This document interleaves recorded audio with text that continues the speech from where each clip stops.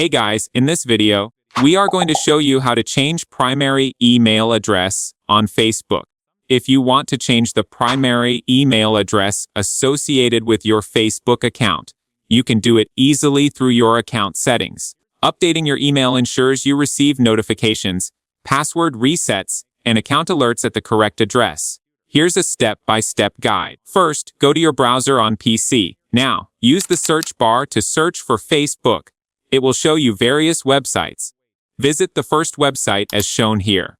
Make sure that you have logged into your account. On the top left corner, click on your account name. It will take you to your Facebook profile. Scroll down and click on About. Here, it will show you the email address. Then, click on the pen icon shown on the right side. Hit Add or Remove Email Address button. After that, click on Add New Contact. Choose Add Email Address and enter your email address. Lastly, hit the Next button to change primary email address on Facebook. Thank you guys so much for watching. I hope you got some value. See you in the next one.